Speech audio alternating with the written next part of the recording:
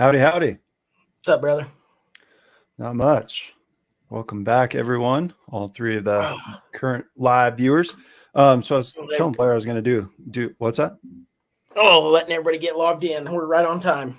Yeah, we were. Yeah, I was going to start the episode a little different this week, and I guess just ask Blair what would make the podcast episode go a little bit better this week.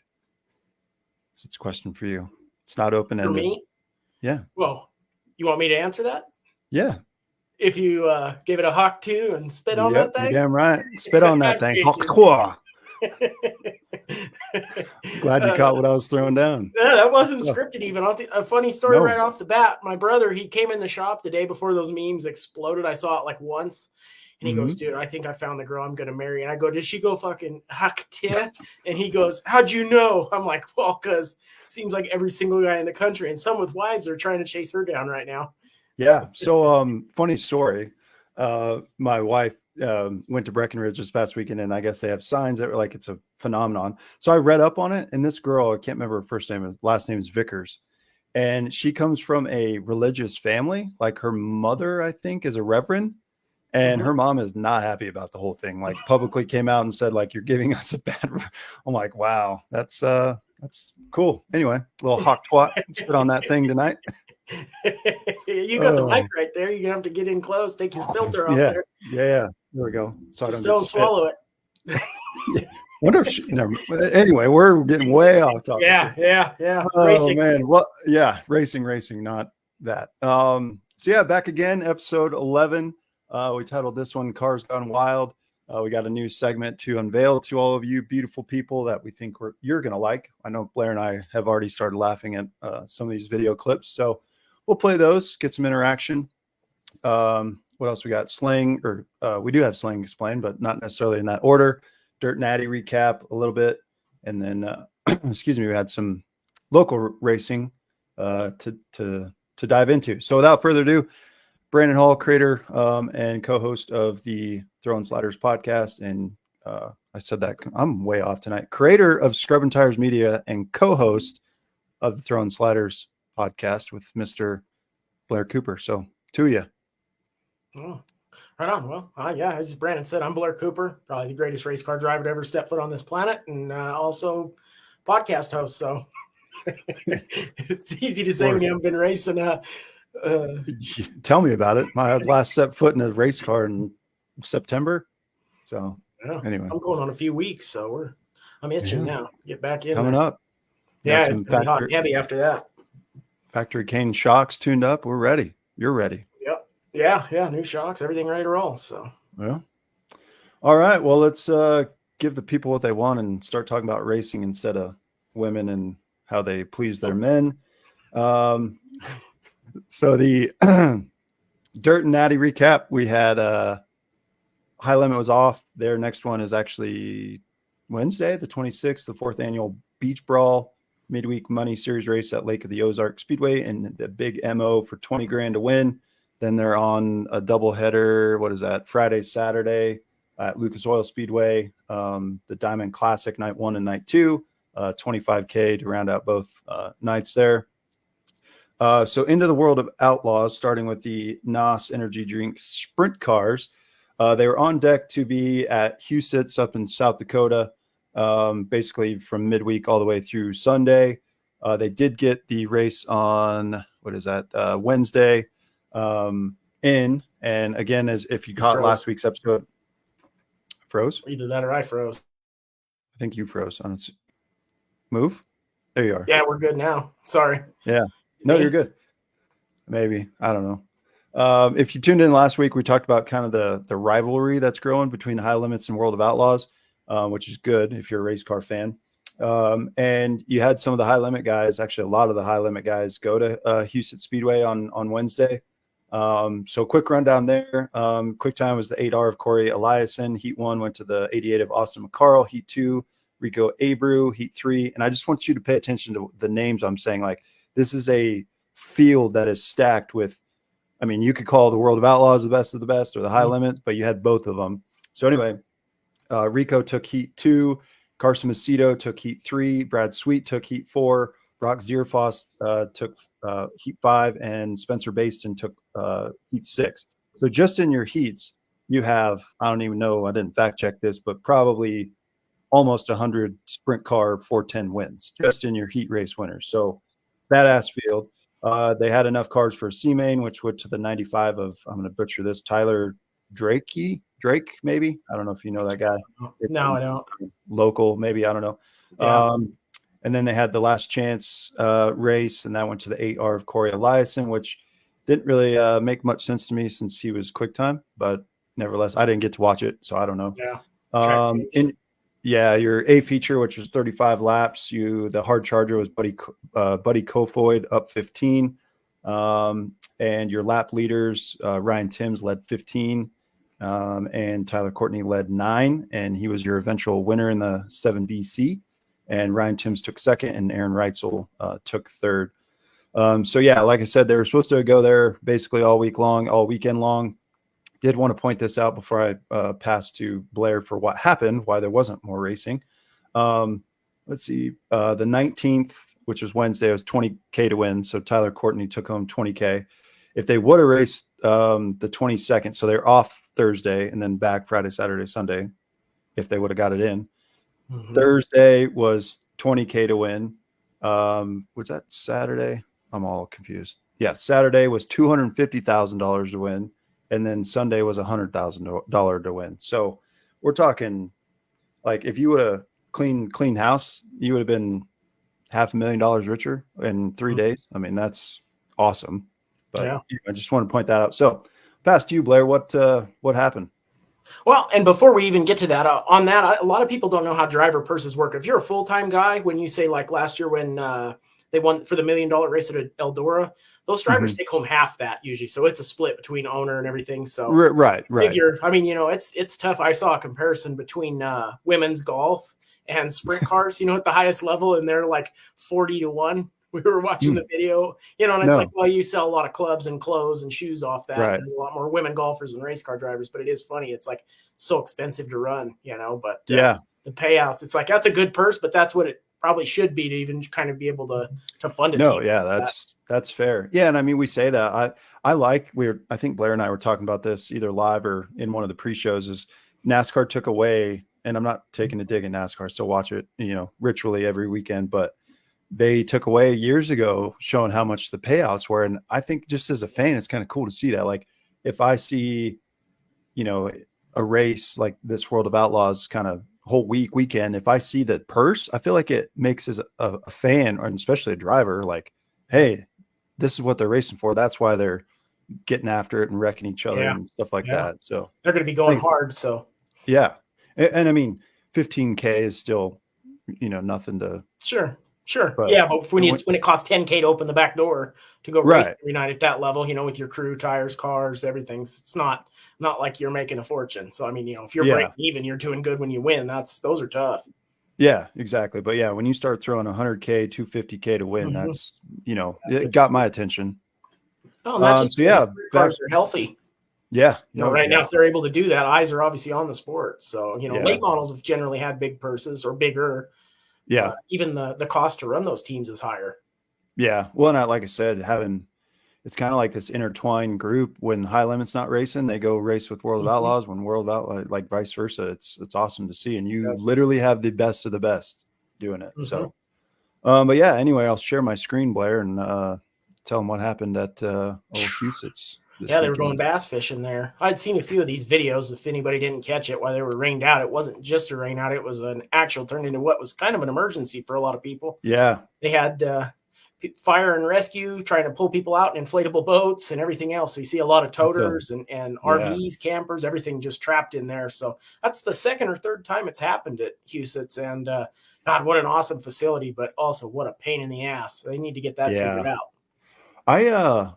I'm not a South Dakota guru by any stretch, but I didn't think they got, rain like that. Like we're talking like that's like East Coast rain. It looked like, but they obviously are in some low level floodplain. I mean, it looks like a lot of farming ground around it, so it makes sense. But yeah, that hopefully I didn't read if any equipment, race car trailers, that kind of thing were damaged, but I imagine yeah, so. there were. I saw some of the toters and stuff that said we're underwater. So Nicholas King, shit is getting deep in there. Yeah, definitely. Oh, that's from earlier. My fault. When we were talking about when I was how good I am, dude. Just my bad. Great car driver step foot on this planet. I just need the equipment. Yeah, no. My bad. Just all right. Back to it.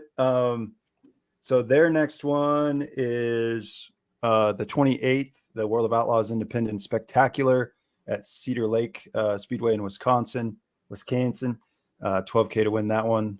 So yeah, the Case Construction late models, they did run the 21st and 22nd.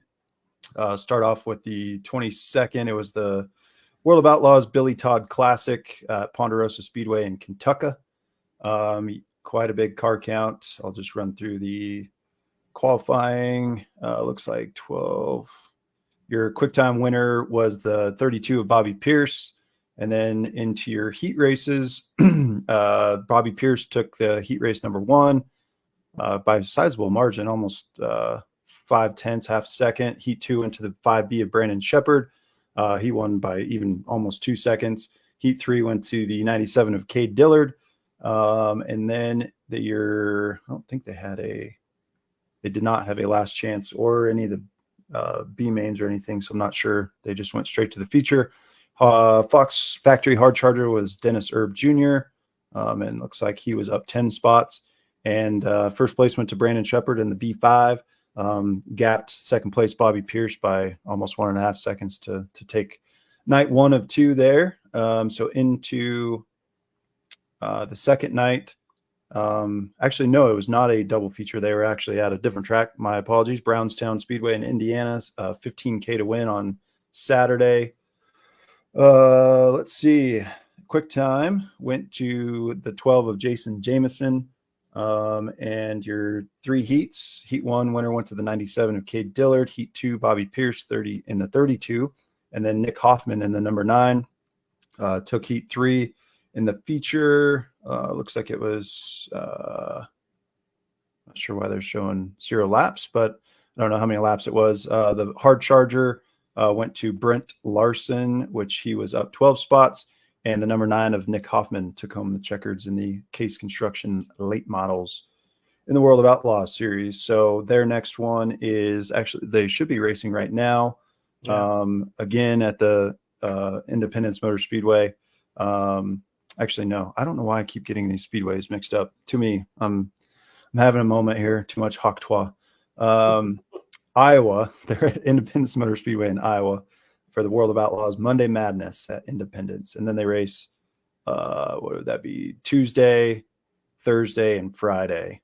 They go to all 3 different tracks. They stay in Iowa tomorrow, and then they're off to Minnesota for the next 2 days after that. So if you're a late model fan and you got Dirt Vision, definitely a good week for you and have a lot to watch. So with that, go ahead, Blair. Thought you were gonna say it's in the thick of it now. I was just thinking, I know you and I talked about it before, but we'll have to look if there was any follow-up on Bloomer after that wreck at Eldora. That was kind of a sad yeah. I think I think the last I heard, like, he was okay, but I didn't hear any more after that. Yeah, I don't know if he's back. He doesn't. Does he still run with them? He's kind of seemed like it was all over the place, but just when they he wasn't in the results. I do a little better job of following the late model stuff. It's just been kind of everything in my feed now is open wheel too. I mean, I get late models, but and it's you got to have 15 different subscriptions to watch everything, which I get it, but at the same time, we can have a whole podcast episode on that. Speaking of bad crashes, John Force, did you see that? Motor blew up in his face. God almighty. Yeah, slamming the wall like that. That side impact sometimes are actually worse because your restraints and everything. You've got your containment seat and that. But man, sometimes those hits from the side are worse than hitting something head on. Or not directly, but that was ugly. You wonder. I mean, what do you got left to prove? I guess other than just he loves it. Like at some point, you got to look yourself in the mirror and be like, I got 2 beautiful daughters, grandkids. I mean, when do you call it a career? But I don't know. I think That's just that'd be hard for, especially if you're doing what if right. you still love it. I think as long as you still When love he's it. still winning, he's still, Yeah. doing well. Like he's not bringing home as many championships, but Yeah. anyway, sorry. No, We'll that's get back all. to dirt racing eventually tonight. No, it wasn't. I saw that. I didn't get the follow up on it either, but they said ICU. So Yeah, I think I think Kenny, was it Kenny Wallace? Someone posted it. I think he's okay and stable, which is good. So yeah. but yeah, that was your short, sweet, to the point Dirt and Natty recap. And now Blair's going to get into the Dirt and CO weekend recap and look ahead. And I'm Yeah. going to help him Yeah. out too. Actually, I'm going to change my screen here so I can see some results. But I actually got to go to this race. I didn't end up staying the whole night because we had a lot to do on Saturday. But that's you and I talked a little bit about car counts. Just kind of seem to be down at these local tracks if they're not putting up huge purses. That's why you got to read the hat. Make Colorado racing great again. Yeah, and it's not just here. I was looking all over, and I think people are getting tight in the purse strings, and that's what happens. A lot of people have to make hard decisions, but I did get to see a few of these classes. We went out there actually to watch the sprint cars. We had some local guys that I race with, 305, so they wouldn't let me race with them, which I completely understand. They're running for points, but first up, we had the sport mods. Barry Halley won that one again, the 3W. There was only 3 cars in there. The URSS, which is the United Rebel Sprint Series. Jeremy Hewish. I had never seen that car. He's got the Myers Racing Engines house car, and that thing makes some horsepower. It even sounds different than everybody else's motors. So he won at Honor, and I'm sure you'll hear that name again because they did double duty at 2 different tracks this weekend. Followed up by Stephen Richardson, and then a guy raced. You said that was Halley in the house car? No, that was in the sport mods. Oh. Yeah, so now we're on to the URSS. Hewish is the one in the sprint cars that won at Honor. Gotcha. Yeah, and we had talked about that a little bit. They threw some water up on the track. Nichols ended up finishing 30, ran a good race. But he threw up some water on the track, and there was the 8 sprint cars just didn't see it coming through there, and they almost all pancaked the wall. So they finally had to throw the yellow, let them roll it in a little bit. Probably a good idea. That was exciting. Oh, we were puckered in the stands. All of us just were waiting for something bad to happen, but they all made it out. Okay. And then the stock car feature, Alan Green, Randy Ecker, they were 1-2 there. Sport compacts, he only had a few of those, but Brian Moore, Jeremy Martinez, and Tony Martinez. Hobby stocks, Chad Nelson won that one. And then the Warrior South is Jaden Alvarado. And that was it for your classes there. Everybody kind of, the pit stands, there was a pretty good crowd. So I think that was the only thing I heard from both tracks locally all weekend is crowds were really good. Just car counts are kind of down, but those guys did put on a pretty good show, even for what it was. So sprint cars did a good job. That was kind of fun to watch, and everything else was just really light on car count. Yeah, and I guess the silver lining is the weather's been pretty good around the state for racing. Yeah. So no excuse. Get your ass out there either in the stands or fire up that old hot rod and get out there. Wish I could. Go broke racing. Yeah, go broke. You only live once. Yeah. Put a second on that house and go for it. Yeah. No, we with the wife as a real estate agent, I don't advise you taking out any. Anyway, but you do you. You do you, boo. You do you. Yeah. Oh, all right. So the only other dirt track in the state that ran this past weekend was El Paso County. Over there, up there, down there, wherever you live in El Paso. Looks like we had sport mods, stock cars, hobby stocks, sport compacts, junior compacts, Warriors, and the sprint cars. So in your IMCA sport mods feature, the 3W, as Blair mentioned, Barry Halley from Pueblo took home the checkers there, followed by the 22S of Dave Stock from Pueblo West. You got to differentiate. I'm not from Pueblo. I'm from Pueblo West. It's a bougie. It's an entitlement. And the third place went to the 77 of Travis Palmer from Littleton. In your stock cars, the 41 of Brian Lessick from Peyton took home checkers. 16C of Cameron O'Lear from Callahan took second, and the 82R Phil Reed from Longmont took home bronze. In your hobby stocks feature, the 54 of Jacob Worthington, which we've said his name probably 15 times already, from Falcon took home checkers, followed by the B57 of Brad Willix from Wellington, and the 99X of Chad Nelson from Cannon City, west of Pueblo there. I learned that last year. In your sport compacts, the 16 of Leanne O'Lear from Boone took home the checkers. The 69 of Brian Moore, doesn't have where he's from. took home second, and the 19 of Tony Martinez from the Springs took third. And in your junior compacts, the 38 of Martin Adams from Trinidad took first. And Mr. Brayson Siegel making the long trek from Pueblo down or over to Calhan in the 44B took second, and the 93 of Nelea, butchering that probably, Graham from Boone took home third. And in your Warriors feature, the 7 of Jonas Argon from Cheyenne, Wyoming took first, followed by the 69 of Brian Moore from Ellicott, and the 11J of Joe Renfro from Cheyenne took third. And in your Race Saver sprint cars, are these what are these, 360s? Yeah, no, 305s. Yeah, 305s. Yeah, so they're all around that 450 to 500 horsepower range. Gotcha. All right. So, yeah, the 20 of Jeremy Hewish that Blair mentioned from Jetmore, Kansas, took home the checkers, and the 0 of Stephen Richardson from Liberal, Kansas. I've been there before. Actually, Ozland from the Wizard of Oz, the movie. Oh, it's in Liberal, Kansas. Yeah, it's pretty cool if you're ever in the area. And the 44 of Ryan Rader from Parker took home third, and I believe that was all from El Paso. It looks like they got next one is July 13th, Open Wheel Madness. So obviously all the open wheels, sprints, lightnings, micros, so on and so forth. And then they got a Monday race, July 15th, which it looks like you got the stock car showdown. So late models, hobby stock, sport mods, stock cars, compacts, and warriors. So that's next. Sprint cars are on. When was that? The 14th, July 14th, sprint cars. Yes, July. Let me scroll up here. Lightning sprints. No, the sprint cars are not there. It's the I didn't think. Okay. Yeah, lightning sprints got a picture. Oh, that's a wingless. Micros, lightnings. That's basically the only open dwarfs, I guess, if you want to call them. Yeah, all open wheel, but yeah, like a legend. Yeah. So yeah, that was your Dirt and CO weekend recap for this past weekend. Not a lot of racing action in the state. So we're going to get into our next segment, but before we do, we're going to give some love to our presenting partner, Racing Rowdy Ranch. Did want to pause. I know a lot of the people watching in the comments have probably seen this. So doing a collaboration with Mr. Adam Hilton, part of Team Hilton and Uptown Speed Shop. You guys have seen the post on the Racing Rowdy Ranch page, shared everywhere. We're doing the Street Stock Mafia collaboration. So definitely want to get should be hopefully done and online by next week. But you definitely want to get in there and get early because those are going to fly off the shelf. So if you want to be a inaugural Street Stock Mafia hat owner, definitely get in there. And then we obviously got Blair's favorite, the Pit Lizard Posse. So if you want to become part of that, we got some other cool logos coming out. So definitely keep your eye out on the Racing Rowdy Ranch page. If you don't already, go like it and follow us there and give us some love.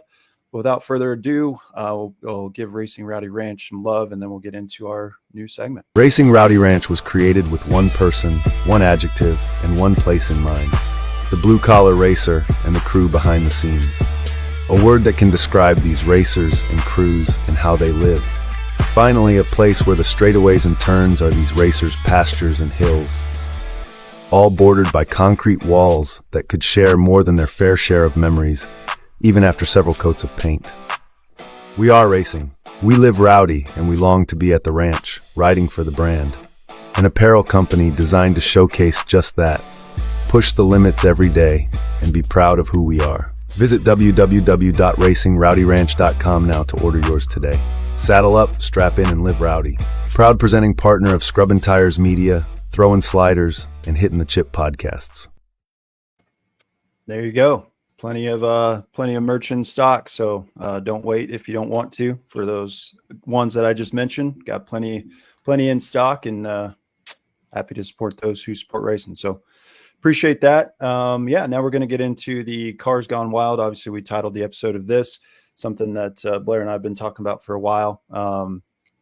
Just wanted to give you some content, share some laughs, kind of dissect if there's some good racing, some funny stuff, which obviously, Blair and I by now, there's probably going to be 90% funny and 10% serious. But so we're just going to share some videos and laugh and cry together.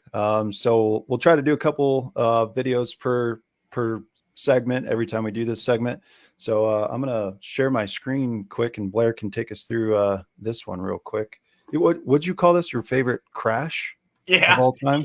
Yeah, I'm a sick individual, but man, it's a hit. So I like to show this to you. They go, when people ask, what is a sprint car? Because we even have tires sitting in the showroom right now. And everybody goes, what? I had a customer today who was talking to my brother. He goes, what are those for? And my brother told him, and he goes, well, how much are they? And he said, they're like $375. And he goes, well, how long do they last? And Austin said, like 10 to 20. And he said, 1,000 miles? And Austin goes, no, 10 to 20 miles. And the guy just turned around. He's like, oh, that's not for me. So, yeah, no, that's not for the faint of heart. But that's cool. I mean, you get people asking about it. Anyway, talk us through this before we hit the old play button. I don't know. This one's just wild. It's just your worst nightmare. Just like Keaton Shore experienced last weekend in the Dwarf car. When you have an axle snap off the right rear, or either that or a torsion bar let go or something. But this one, you can see the axle and the wheel just come off, and this guy went for a ride. This is an older video, but when I watch this, I'm like, damn, that hurt. Yeah.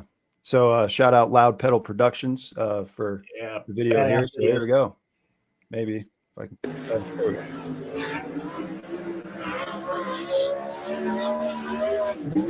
Boom. Oh, everything was going good. Look at that wheel. You ballpark it like that, that's a home run. Yeah. That's, I can't even imagine. Well, he probably didn't have time to think about it, but no, that's wild. wild. Like they say, what's the last thing that went through your mind? And it was almost his ass. So that was a good one. Wow. Well, let's shine some light on some humor ones here. Glad. Who was that anyway? I can't pronounce his name. Bring the violence. That's why I told you. I think I'm obsessed with crash videos, just because I always try to do a diagnosis personally. Like even when guys catch on fire, how they panic, and I think that's probably internally what I like to do. It's not that I don't ever see anybody get hurt or tear up cars, but I make my whole family watch them. Tara's seen probably every crash video there's ever been. Yeah, definitely. Well, let's share a funny one and an outlaw cart. Let me see. Oop, wrong button here. So we're just here we go. In pornography. No, not tonight. Wrong browser. Wrong browser. So here we go. Maybe I don't know where the volume's at. Oh, that's an old outlaw cart. Replay that one. Logan Stevie. Flipped it. That's another loud pedal. What's that? That was another loud pedal video. I didn't even recognize that when we were putting them together. They do some good stuff. Oh, on loud pedal? Yeah. So yeah, I very much wanted to do that last year at Pueblo, but I didn't want to do that and ruin a $500 wing for nothing. Yeah. So, yeah. Anyway, what else we got? This one, the cream that gets me every time. This one actually came from Flow Racing. I sent this to Blair the other day. One thing to say. Dude, they wreck in front of you, and you got Brexton right on your side. How big is this to take the win? This is so big for me. This is actually my first win, but I have one thing to say. It's over, baby. It's over. First place in the book, and that's the bottom line because Killer Cam said so. Somebody give me a heck yeah! Heck yeah! Killer Camden Truitt! Victory lane! This is the energy of the one and only Cookout Summer Shootout. You stay tuned.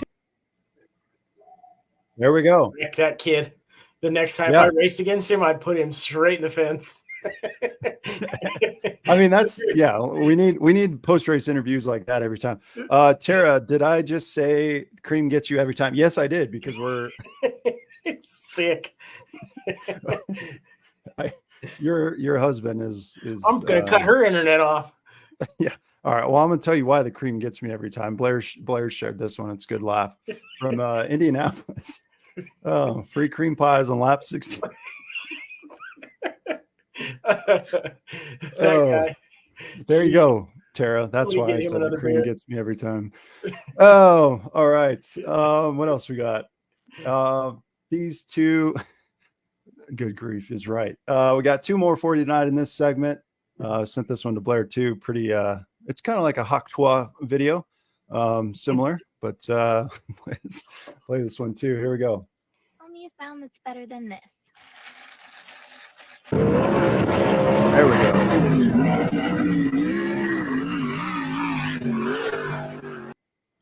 way better than Starbucks. Yeah. Anyway, You know what's Scotty? kind of sad is you What's go that? around the racetrack so much. Like I remember being a kid and just hearing that sound would light me up. And now sometimes when you're in the pits and somebody's revving up their stock car or something with a shit carburetor on it or something, like just shut that thing off. I mean, yeah, it's got to sound good, right? I mean, obviously, but yeah, that's it. But even that, sometimes when we're doing, it's like, oh, if you do that for a 3-day race weekend, by the end of that, I'm like, just that's enough. And I never would have thought that. It's like you lose some of that magic. You want to know what's my bugaboo at the damn racetrack is, man, you got 30 grand wrapped up in your motor, but you have a generator that sounds louder than your car, and it's parked right next to my trailer. I literally have almost donated money for people to go get what you call a generator inverter that's quiet. Yeah. Like they're not that much more people. Just please, for the sake of our eardrums, like you can't. You didn't hear my generator? That wasn't that bad. Trust me, it was not that bad. Block, buddy. Yeah, well, I know, but it wasn't that bad. I put it all the way out. I have that 50-foot cord, so I put it in front of the truck, and where you can, it's not so bad. But yeah, I've had it. When it's right in your side door, when they mount it on the front of the trailer, it's from 1988. Yeah, it blows through 2 quarts of oil on race day. Yeah. Oh yeah, those are hot. Burn it, bud. We got a little. Your wife's throwing you under the bus here. You're a Starbucks fan. I have been lately. I've been needing some juice, and it's right by my house. And I used to talk shit so much about people who drank Starbucks, and now. So that's why you didn't laugh hard at that thing, because you do like the sound of stirring up your iced coffee. Yep, there you go. What's your order? I have an order. That was just a sweet cream guy, vanilla sweet cream, of course. There we go. On lap 69. So I let the hippies whip it up. Yep. Yeah, Jordan Smith. He's a basic. Yes, he is. I am. Hey, I enjoy it, but I just can't get over the price of it. All right. I can't either. Now we're getting into the coffee war. Dutch Bros. Never had it. Yeah, it's good. Seen That's the way to go. We just don't have one here. Yeah, we do. Not in Pueblo. You're Pueblo. in fucking Hollywood Hills, bud. Yeah. Peyton Manning. Yeah, man. You're in Pueblo West, though. You're good. No, I'm on the north side. I mean, still, same thing. Shit. Those Pueblo West guys snubbed me, bud. They got a Starbucks in every corner. All right, last one for Cars Gone Wild, and then we're going to get into Slang Explain with Mr. Blair. Mike. So you guys have all seen this one, I'm sure, on Instagram or social, but it's funny as hell. So in the introductory segment, we're going to share it anyway. So here we go. And I can be the coolest guy in the world, but once I pull out there on the track, I'm going to throw my nuts over my shoulder, skinny pedal down, and I'm going to let her eat like an Ethiopian orphan out there at the buffet line. I'll be toting that left front wheel like an astronaut part coming around the damn corner, man. Let them know it ain't no bitch in my blood. We ain't leave the house, pawn all my granddad's guns, swear out my sister, and sell off all these pain bills to come in second. That's right. That's it. He knows. Bitch in my blood. Oh man, that's pretty cool. Yeah, Blair was when we were getting the videos together tonight. I think Blair and I have both been sent that by friends numerous times to say, "Hey, would you do this in your next post race interview?" And I'm like, I don't think I have the balls enough to get up there and just let it hang, like he said. So anyway. Cars Gone Wild. Hope you guys like that. Blair and I will try to obviously give content and give props to the people who shared those. Obviously, they're on the screen.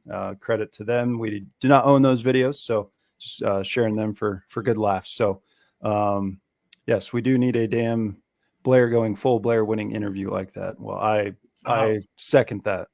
I'll probably strip. How are you? Yeah, how are you in a post race interview? What do you say?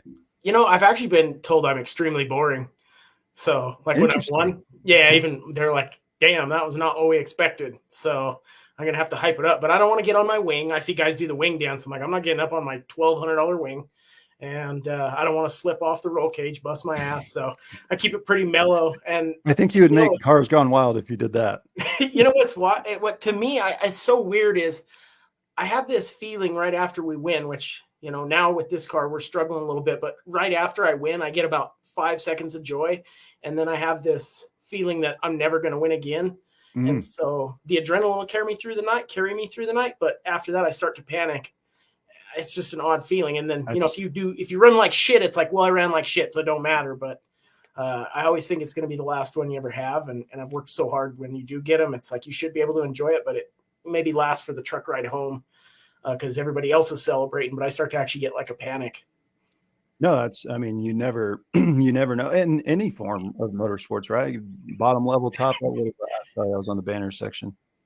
Mike Duran, sounds like how I feel after sex, but more crying. Oh my God.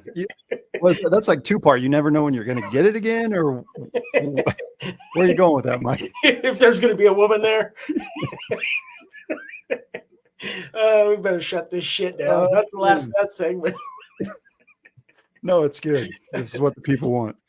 Oh, we should make a hat make podcast great again. Anyway, yeah, I hope you guys enjoyed that. We'll continue to do that when we don't have guests on and give you guys some good content and good laughs on a Monday night. Oh, now on to I can't even talk. Now on to a you should, man, we're going off the rails here, but you should really see how much Blair and I laugh in the pre-show coming up with all this stuff. Like, you think it's funny live. We should just live record a pre-show one time, post it as a reel. Yeah, and I try not to big belly laugh on the podcast, and it sounds like I have a whistle in my chest like that. I can't do it because I don't want to tear out. No, it's okay. I just start crying and get all red faced. It's all good. Anyway, shit. Good time. Well, as long as you don't fart. He's been farting all night, so as long as you don't laugh and fart. I got the mute button, but yeah, either way. Oh yeah, just a little mute. Anyway, all right, let's get into some Slang Explained. Oh, all right. I got a couple. That's you, buddy. Yeah. Hey. See. So next time we come on, I'll be more prepared for this. But we had a few tips that I'd actually been reading. There was a couple things. And Brandon, I don't know if you have ever thought about this, but I've been really deep into like actual driver theory. And a lot of guys, I've been studying, obviously, I guess every race car is basically the same if you're going left turns. So there's a few things that work in general. I mean, different classes are different, but the actual driving side of it, I've kind of tried to figure out little tweaks because some of these guys you just see and they win week after week. And even if they don't nail the setup, you still see them driving to the front. Mm-hmm. But it was a little bit of maybe even trivia for you is if your car is struggling, if you have a race car that's struggling, say the track is going away, this is dirt dependent, but it works asphalt too. If your car is going away, which end do you try to make up speed on? So say the car getting in the corner and out of the corner are equally bad. Where would you try to make up your time on the racetrack? Would it be corner entry or corner exit? That's a trick question. I mean, both play. Obviously, you want to get corner exit fixed so you can gain speed. But if your corner entry is fucked, then your corner exit's gonna be fucked. So I would say corner entry. See, and that's a lot of times that's how I win? Compensated. No. So actually, if you compare lap over lap, now that is a little bit of there's a lot of factors to go into that. But I've always felt like that the money's made on corner entry. But if you actually look at time studies they've done on race cars that were maybe equally bad on entry and exit, you would actually back up the entry to let the car roll the center and get more drive off. Right. But I'm talking like, say you're plowing tight. Like if you go, you can back up the corner all you want, but as soon as you hit that loud pedal, it's going to, the front end's going to scoot to the wall and your ass ain't going to do nothing. So then your exit, that's where I was coming from. But sure. Yeah. Well, I mean, being all things you set me up for failure is what you did. I'm sorry. Well, see, and that's kind of how I've always driven the car, because it's funny when you're in the seat, for people that have never driven, there's a lot of times that I've always made up ground on, say, mid-pack cars, if we're running mid-pack, by just absolutely balls to the wall launching the car in there, which has gotten me in a lot of trouble too. That's usually if I wreck a car. Yeah.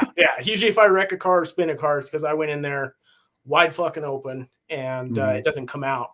But I've been trying to back that up and actually get a better entry. And it's a weird feeling because you can blow my guys getting in there. And we did that at Casper. This last time the car was so loose off that I was like, I didn't feel like I had a choice. But maybe in the future, try something a little different. I'm always trying different shit. Yeah, it's kind of one of those adages that you tell a race car driver and they're like, it's drive slower to go faster, back up your entry, and you'll have a better mid and corner exit. But yeah, I'm pissed at you. You set me up for failure because I'm not wrong. But no, and it really the fucking Price is Right, Blair. Yeah, no, this would be a hypothetical, like in a vacuum almost. So if you can give up something, you give it up on entry, which always feels really bad too if you get beat on entry, because then it's really hard to get back to somebody. but I was watching some, like I said, some time studies on it and simulations of cars. And back that ass up. and Jordan, he says, all depends on what the car is doing on both ends, loose entry or tight versus loose off. And that's kind of what you were saying. But if you are driving the car and you do have to sacrifice on one end, sacrifice the entry. And that's something that I've never really been good at. One of my favorite racing quotes is heroes enter the corner and legends come out of the corner. Mm-hmm. So that's cool. Yep. I always thought it does seem like guys with big old swinging balls, though, you can tell the difference of how they get into the corner. You know, everybody's a drag racer until you got to turn left with it. Yeah. It's hard to be going, mash that thing on, almost wide open and then have to let off before the guy on your inside or your outside does. And it's just like, but you got to think I'm going to beat him corner exit. And that's what matters. So. Yeah, and there's always give and take there. You don't want to let them in, clear you or something if you can hold them. But it is just funny. That was something I've been thinking a lot about on personally how I drive, and anything to pick up those, a 10th here, 10th there, where you can really lose a lot on entry. And I've done that quite a bit. Yeah, no, it's I like that good old trivia section. Even though I'm gonna get 0 right for the remainder of the year, but no, I and that's what I had kind of thought the opposite this whole time. I mean, I've always tried to make it up. On entry because I felt like, well, I'll just try to outballs you. But when you get to that level, those sprint car guys, or any of that higher level stuff, they don't give a shit. I'm gonna have to rewatch the episode because I think I still got it right. You worded you did. I just jacking with you. I mean, it doesn't matter, but entry is, that's what I always kind of assumed was if I can beat them on entry, I can at least hold them off on exit. But overall lap times will be faster if you back up your entry roll center and get a good drive off. Jordan said he hates a loose race car anywhere. And that's funny because I like a loose race car on asphalt. Oh, I can't especially I can't drive a tight anything. Mm-hmm. I thought you were going to insert a joke there, but you didn't. You missed it. You inserted it yourself. Yo, got him. But yeah, I think, not next. We got a special guest announcement at the end of this one, so hold tight for that. But next Slang Explained, I think Blair's going to bring in some show and tell. Mm-hmm. Yeah, that'll be better. But I thought at least that was kind of interesting to me. I've been reading a lot of that, simulation studies and stuff on race cars. And you're a full analytics guy. You really are. Great addition. Yeah. Round of applause for Blair Cooper. I'm serious. I try to I suck at I couldn't do the geometry and stuff. I'm not that mathematically inclined. But what I can do is if you give me a shock number, say you want to run a 5.5 rear, and I know what that feels like, next time I can tell you if it needs less or more. And if I can go off those kind of numbers, I can get a race car pretty dialed in. But until you actually have all those numbers to compare to, I think that's how most guys are that, but that's how we've always gotten race cars fast. And dirt's changing so much. It's just different. You never have a static set of numbers that's going to work at any one time. Well, and we could have a whole episode on just that, but it's for dirt. You could nail it in hot laps, qualifying, heat, and then finish 32nd. And that's what really got me going back. Like we had talked about on shocks is I've been an absolute piss missile in the heavy piss missile. I need to make a hat. But yeah, when it's heavy and then when it would even start to slick off by the heat race, the car was absolute dog shit. And it was like, something's wrong. Let's figure out what corner it is. I mean, obviously you need drive off. So that's where we went back to the shock package and spring rate basically with our torsion bars and decided that, the shock travel and everything's okay. It just wasn't staying loaded. So stuff like that, you can get all the guys that are fast. And if the one thing I always regretted when I raced on asphalt before we left, we were always, by the end there, I was always probably pretty fast, but throw shit at it, learn. And then once I learned, I was so scared to throw things at that car because I'd done it a couple times and it really screwed it up. And then we did it a couple times. It was amazing. And so now I'm just talking about the Legend. Yeah. I'd finally found a package that was competitive. It seemed like by the end there was almost always a top 5 car, a lot of times in the top 3. You couldn't quite pick off Clegg or Eggleston, but get by some of those other guys. Good luck with that. A little tweak, all I needed was a half a tenth consistently or a tenth, and spring change probably would have done it. So don't be afraid to tweak on that thing. Yeah, no, it's a good tip. Well, any more for Slang Explained? You got anything else up the sleeve you want to make me look like a fool on? No, I didn't. I'm just giving you shit. Yeah, like I said, I've been driving for 7 years now, and some of that stuff I have to, go to the experts. Yeah, they can help you. I'm excited to see how you run on the July 4th weekend, I should say, and see how those shock changes help you out. Hopefully go out there and get a podium, if not win the damn thing. And what's funny is Dodge City's going to be I hope it stays super heavy, because that's the last time we were there. I dialed myself out because I'd never been on a racetrack that just got faster and faster, or on dirt anyway, the whole night. They kept breaking track records like every other lap towards the end. And I was like, holy shit, we screwed Saddle that up. Yeah, so lessons learned. You go different places, you're going to find a lot of different shit. But now we got good notes if it stays heavy, and if not, we'll slap the other shocks on there and untire a little bit. What's the pit lizard ratio out there? Phew, I don't even have time to walk around national tour, so we didn't really get to. But the facility's so nice. I imagine the stands they're packed, but you never know some of these. Kansas. I'll have to have Tara. She's a good judge.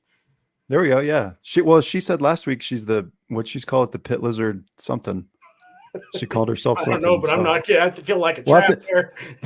Well, no, she said it. You didn't. Oh, okay. She said she was like the queen of the pit lizards or something. So yeah, if we could get a report on the ratio of each track, 10-1, she said, with a lizard emoji. Love it. That's the first time I've ever seen a lizard emoji in my life. I got some a lizard. I'll show you. Oh yeah, you got an emoji, little emoji. Yeah. Anyway, no, it's a salamander, not a lizard. That's a baby. Oh, okay. Man, it sounds like Mr. Bremkamp. Maybe we'll hear about it tomorrow night on the Hitting the Chip, but had some bad luck out there. Mm-hmm. Yeah, he's Saturday. Yeah, I was following along with Race Monitor and didn't see you out there, buddy. I was like, well, that ain't good. Yeah. All right. Well, fortunately, however you look at it, that brings us to the end of this week's episode. We do have it did fly by a lot of laughs. 5 laps into first practice. That's sounds about like my second Legends race, so don't feel bad, man. Good stuff. It didn't blow a motor, but thought we did. Anyway. I thought he would have had to get it over 3,000 RPM for that thing to blow up. Me or him? No, him. I said, well, you two. Either way. Yeah. I don't know what I think I was over 3,000. That sucks, buddy. Sorry to hear that. Yeah, you got it dynoed and everything up at Adam's place. And what was the numbers that Ian's been begging for? Oh, Cheeseburger was 373. I saw on Facebook that Mark's pumping out. Anyway, yeah, Blair's got a special guest announcement for next week. What is that date? The 1st, 4th of July week. July so 1st. Without further ado, Blair, tell us who we got. My favorite week of the year. I love the 4th of July, but we've got Troy Ullery. He's been around forever. He's a Colorado guy. Been running lightning sprints. He's ran some midget stuff, and he's probably been doing it for at least, I'm guessing 25 years. I don't want to date him. I'm not exactly sure, but he's been around for a long time. Class act guy, always fast, got nice stuff. Has a business where they sell parts and everything, used parts, and just really top notch dude. So excited to have him on. He's always been he was the first guy to help me in the lightning sprint at the track. He heard my fuel pump and I didn't know shit. And he says, hey, that thing's going out. You better get it changed. And after that we talked and got to talk to him after he crashed last week at Honor. He hit the wall and flipped that brand new nice car and tore up all the parts on it. And he'll be back. So kind of excited to hear. I will say, what are we about quarter to halfway through the local season? And we've seen some wrecked ass race cars. I can't remember the last time, especially on the dirt side, where it's like, God almighty, we got 3-4 months left and yikes. Mm-hmm. Anyway, super excited to have Troy on. Again, most of these guests coming into the dirt world the last couple of years, I'm getting to know them. So hats off to Blair for getting these set up. Trying to work on some other guests for you. It's a lot harder than it seems sometimes with people not reaching back out or ghosting you, but hey, we'll keep trying. Yeah. And I know there's some people that have reached out to me. We're trying to mix it up. So if I haven't gotten to you've reached out, we'll, we try to mix it up and get all kinds of different things. So don't think I didn't see it or I'm ignoring you, but we've kind of got a set plan and we're going to try to get to everybody. We're going to do this show for a long time and love you long time. Love you long time. We're canceled. You needed some sound effects. We can do that. We don't got any. All we got it in the queue is all I do is win. Oh we can play that on the outro. But yeah, thank you all for tuning in again. There's something about no lube. We're gonna end on that note. Yeah, thank you guys for tuning in. All the support, all the likes, all the views. We're really skyrocketing. Blair just shared the analytics before we went live tonight, and without you guys, there is no podcast. Just remember that. I did see a comment from Mr. Bremkamp about stickers. We do not have any new stickers made since we did the merger or the separation, I guess, however you would word that, with the two podcasts. We do need to get some of those made.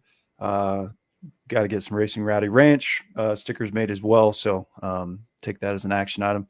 But appreciate all you guys, and good luck to everyone participating in a race this upcoming weekend. Be safe, keep it rubber side down.